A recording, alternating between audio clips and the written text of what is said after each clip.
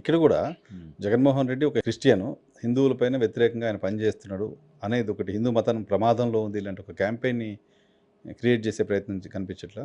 అది work out అవుదా? Artificial things ఎంతకాలం నిలబడతాయండి.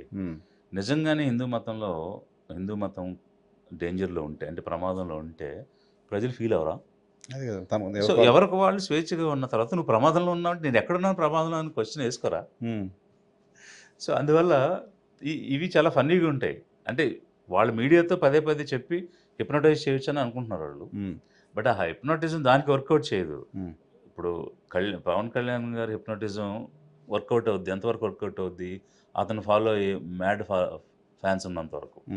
ఆ ఫ్యాన్స్కి మ్యాడ్నెస్ పోతే, అంటే ఇప్పుడు ఇతను ఏం చెప్తే అది హాయ్ హూ అంటే నిజం అనుకుంటారు వాళ్ళు.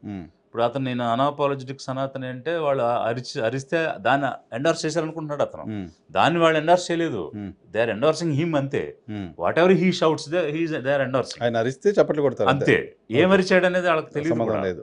వాళ్ళకి అర్థం అవ్వాల్సిన అవసరం కూడా లేదు. సిద్ధాంతం ఎజెండా కాదు. సిద్ధాంతం ఎజెండా అయితే అసలు వాళ్ళు ఎవరు ఉండకూడదు కదా. ఆ డైలాగ్ కి చప్పట్లు కొడుతున్నారు అంతే. సిద్ధాంతం ప్రకారం అయితే అసలు జనసేన రాసుకున్న గోడ మీద రాసుకున్న సిద్ధాంతాలు ఏంటి, పాటిస్తున్నాయి ఏంటి? దెర్ ఇస్ నో పోలిక కదా, కంపారిజనే లేదు. అలా ఆ మ్యాడ్నెస్లో ఆయన సినిమా యాక్టర్ కాబట్టి ఇతనికి ఉన్నారని అనుకోవట్లే. తెలుగుదేశం పర్సే క్యాడర్ ఉంటుంది, పార్టీ పీపుల్ ఉంటారు. వాళ్ళు నాయకుడు ఇచ్చినటువంటి విధానాలను ఫాలో అవడానికి ప్రయత్నం చేస్తారు. బట్ ఇట్లా హిందూ మతం డేంజర్లో ఉంది అని వీళ్ళు పదే పదే అంటే ఎవరో కూడా డేంజర్ ఫీల్ అవ్వరు. ఎందుకంటే వాళ్ళు ఎలా డేంజర్లో ఉంటారు? ఇప్పుడు ఆధిపత్యంలో ఉన్న వాళ్ళు డేంజర్లో ఉంటారు కదండి. అల్పసంఖ్యలో ఉన్న వాళ్ళు కదా డేంజర్లో ఉంటారు. సో మైనారిటీస్కి ఎప్పుడైనా ప్రొటెక్షన్ కావాలి, రక్షణ అనేది. ఎందువల్ల అంటే వాళ్ళు మైనారిటీ కాబట్టి. మెజారిటీకి ఎందుకు? కానీ ఈ దేశంలో అదే కదా చాలా కాలంగా నడుస్తుంది. 80/20 అనే మాట ఓపెన్గా భారతీయ జనతా పార్టీ జాతీయ నాయకులు మాట్లాడుతున్నారు. హిందువులకు మనకి మిగతా కమ్యూనిటీస్తో ప్రమాదం ఉంది ఇలాంటి ఒక స్కేర్ క్రియేట్ చేస్తున్నారు. దాంతో ఓటింగ్ తీసుకుంటుంది ఇలాంటి ఒక ఇంప్రెషన్ ఉంది కదా. అది మొత్తం దేశం అంతా వర్కౌట్ అవుతుంది ఇలాంటి చర్చ ఉంది ఇప్పుడు. ఎందుకు ఆంధ్రప్రదేశ్లో అవ్వదు? అది ఈ 2014 ఎన్నికల సమయం నుంచే ఈ మెజారిటీ కన్సాలిడేషన్ అనేటువంటి పాయింట్ వచ్చింది.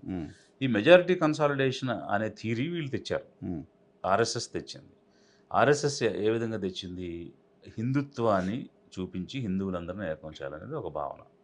ఆ భావంతో వీళ్ళు 14లో ఎన్నికల్లో ప్రయత్నం చేస్తూ నిరంతరంగా పాకిస్తాన్ని అపోనెంట్గా చూపిస్తూ, నార్త్ ఇండియాలో పాకిస్తాను, నార్త్ ఇండియా పక్కనే ఉంటాయి కాబట్టి పర్టికులర్గా గుజరాత్ కానీ, రాజస్థాన్ కానీ, పంజాబ్ కానీ ఇట్లాంటి స్టేట్స్కి ఆనుకుని ఉంటుంది. ఏ చిన్న తేడా వచ్చినా ఏదో అయిపోతుందని హడావిడి జరుగుతుంది. కొంత ఇమోషన్ డెవలప్ అవుతూ ఉంటుంది. ఆ ఇమోషనల్ ఫ్యాక్టర్స్తోనే కంటిన్యూస్గా గుజరాత్ గెలవడం కానీ, మధ్య మధ్యలో పోయిన రాజస్థాన్ కానీ ఇట్లాంటివి గెలవడం అనేది జరుగుతూ వచ్చింది. సో ఈ హిందుత్వాన్ని నువ్వు దేశవ్యాప్తంగా స్ప్రెడ్ చేసేసి మెజారిటీ కన్సాలిడేషన్ అనే భావం తీసుకుంటే అది వర్కౌట్ అవ్వదు అని అంటున్నాను నేను. ఎందుకు అంటున్నానంటే ఇండిపెండెన్స్ నుంచి 60 సంవత్సరాలు కాంగ్రెస్ పాలించింది. ఆ తర్వాత ఇప్పుడు వీళ్ళు 20 సంవత్సరాలు పూర్తి చేసుకుంటారు అన్నారు. 80 సంవత్సరాలు మధ్యలో 5 సంవత్సరాలు మిక్స్డ్గా చేశారు. వీళ్ళంతా అంటే అదర్ దాన్ బీజేపీ ఏ విధంగా పనిచేసింది? మైనారిటీస్కి మనం రక్షణ ఉండాలి, because we are big brothers. So I being a big brother I have to protect smaller people అనే భావన కాంగ్రెస్ చూపించింది ఎప్పుడు. అలా చూపిస్తూ ఉండడం వల్ల నిరంతరంగా అంటే మైనారిటీని రక్షించడానికి, ఎస్సీ ఎస్టీని రక్షించడానికి కంటిన్యూస్గా వాళ్ళు వర్క్ చేశారు 60 ఇయర్స్గా. అంటే ఇనీషియల్ ఇయర్స్ లేదు, బట్ ఇందిరాగాంధీ వచ్చిన తర్వాత there is a paradigm shift in Congress party. అప్పుడు మరి ఒక ఓట్ బ్యాంక్ అనేది వాళ్ళకి డెవలప్ అయింది. దీన్ని ఎలా బ్రేక్ చేయాలి అని ఆర్ఎస్ఎస్ థింక్ చేసింది. సో థింక్ చేసి ఇక మనం మైనారిటీలన్నా, ఎస్సీ ఎస్టీలన్నా ఈ పాయింట్స్ అన్నీ పోయినాయి, ఈ బాధ్యతలు పారు. Then what is left out? ఈ మిగిలిపోయింది ఏంటి అని ఆలోచించిన క్రమంలో అక్రాస్ ది వరల్డ్ కూడా, అంటే మీరు ఇది ఒక ఎవల్యూషన్లో కొంచెం ఒక ట్రెండ్ నడుస్తుంటుంది. ఇప్పుడు ప్రపంచం అంతా అట్లే ఉన్నట్టుంది. ఇప్పుడు ట్రంప్ చేస్తుంది కదా, అమెరికన్స్ ఫస్ట్ అంటున్నాడు ఆయన. అదే ఒక జనరల్గా ఏంటంటే ఒక ట్రెండ్ అలా నడుస్తుంటుంది. సపోజ్ మార్క్సిజం వచ్చింది, సోషలిజం వచ్చింది, అదొక హైప్, అదొక ట్రెండ్ నడిచింది కొంతకాలం. అలా అక్రాస్ ది గ్లోబ్ ఈ పవనాలన్నీ ప్రయాణం చేస్తూ ఉంటాయి.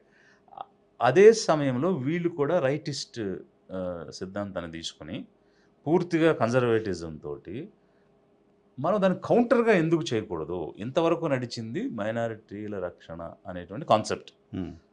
అంటే మైనారిటీ అంటే ముస్లిం మైనారిటీ అని కాదు, నిజానికి అందరు కదా. తక్కువ జనాభా ఉన్నది సపోజ్, అంటే వల్నరబుల్గా ఉన్నవాళ్ళు, అభద్రతలో ఉన్నవాళ్ళు, ఉమ్, అభద్రతలో ఉన్న వాళ్ళ కోసం మేము ఉంటాము అని కాంగ్రెస్ చెప్పుకుని వచ్చి ఎస్సీలని, ఎస్టీలని, మైనారిటీలని ఇలా కొంతమందిని ఓట్ బ్యాంక్ Focus చేసిన ఉమ్, క్రమంలో ఉమ్, మనం దాన్ని కౌంటర్గా ఆలోచించకూడదా అని వీళ్ళు ఏం చేశారంటే, అసలు హిందువులంతా బంధువులం, మనం ఏకం కావాలి కదా, మెజారిటీ మనం ఉన్నప్పుడు అవతల వాళ్ళు ఎంతమంది అయినా మనల్ని ఏం చేయలేరు, చేయలేరు. Because we are in majority.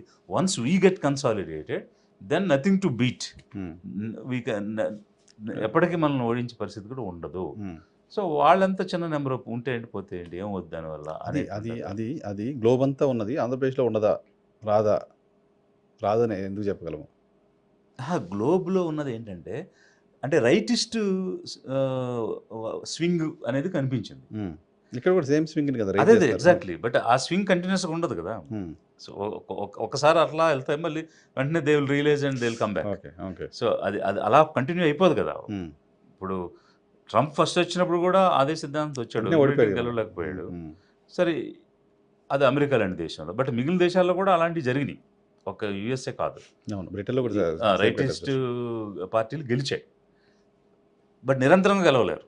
But ఇక్కడ Indian conditions are little different కదా, um, because we are diversified population. Um, ఇప్పుడు ఒక యూనిఫామ్ సివిల్ కోడ్ మనం పెట్టాలనుకుంటే, even with in the religion you cannot have uniformity. Why? Because see Nagaland, Manipur, they have different pattern of life. Um, even 7 సిస్టర్స్లో కూడా మేఘాలయ, అస్సాము ఒక రకంగా ఉంటారు, ఉమ్, మణిపూరు, మిజోరాం, త్రిపుర ఇంకో రకంగా ఉంటారు, అరుణాచల్ ఇంకో రకంగా ఉంటారు. అవును. మళ్ళీ వాళ్ళ కస్టమ్స్ డిఫరెంట్గా ఉన్నాయి, వాళ్ళకి ఆ శాంక్టిటీ ఉంది, and they have their own loss.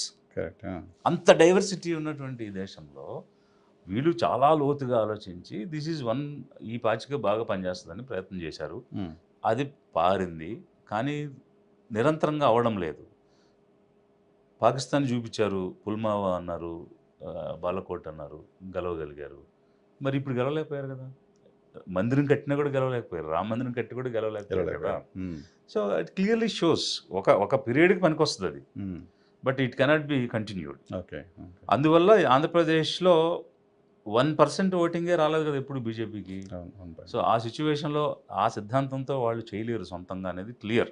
Okay. ఎవరో ఒకరిని పట్టుకోవాలి, లేకపోతే ఎవరో ఒకరిని మింగాలి, ఉమ్, ట్రాన్స్ఫార్మ్ కావాలి. ఓకే. ఇక అప్పుడు దాన్ని బీజేపీ పర్సేగా చూడరు. ఉమ్, కర్ణాటకలో ఎట్లయితే కాంగ్రెస్కి ఆల్టర్నేటివ్గా ఎవరో ఒకరు చూసారో కావాలి. అట్లా ఆల్టర్నేటివ్గా రావాలి తప్ప హిందుత్వ అనే సిద్ధాంతం మీద అయితే BJP can never come okay in southern states అనేది ప్రూవ్ అయిపోయింది. ఓకే. ఇప్పుడు కొత్తగా మనం రీఇన్వెంట్ చేయాల్సింది